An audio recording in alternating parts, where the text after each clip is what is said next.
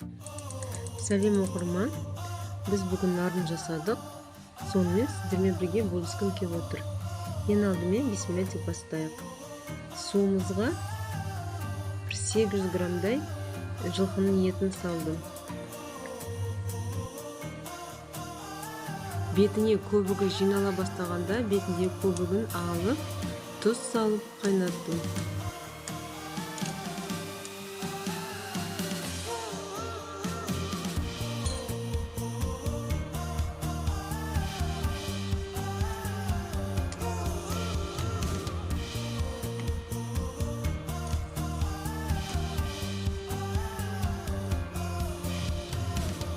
Етіміз қайнай берсін, оған дейін нанымызды илеп алайық. Ұнды илектен өткізіп алдым да суға тұз қосып қамыр иледім.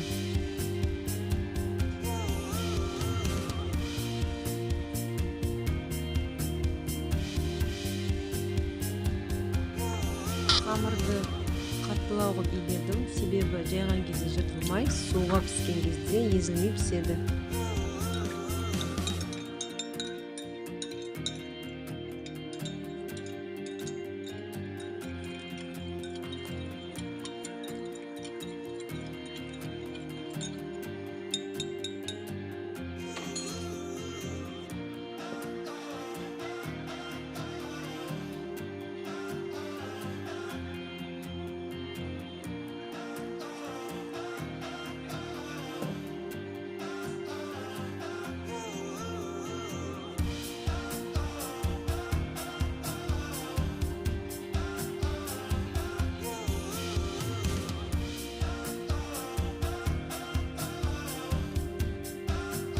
Дайын қамырымызды пакетке салып демалуға жібереміз.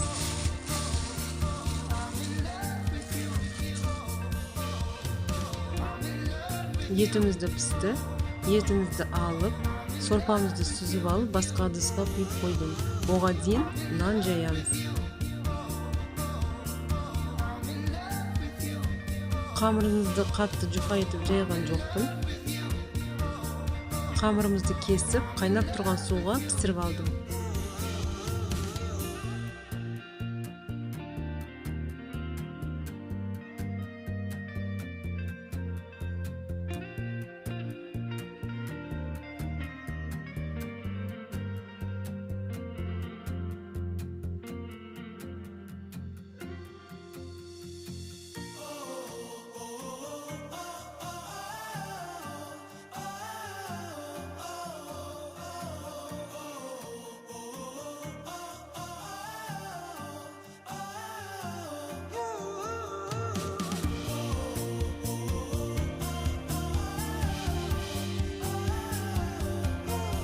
Пісіп шыққан қамырымызды кептіріп аламыз.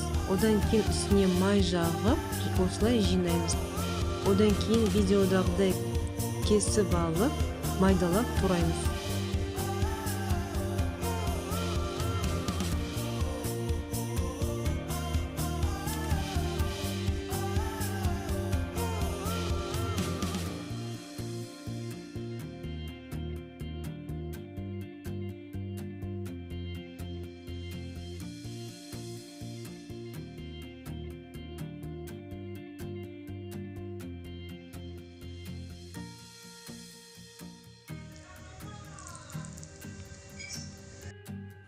Нанымыз да өйстіп шашырап тұрады.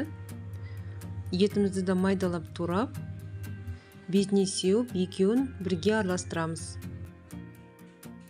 Достар, егер де сіздерге видео ұнаған болса, лайк басып, комментарийға жаза кетіңіздер. Тіркелуді де ұмытпаңыздар.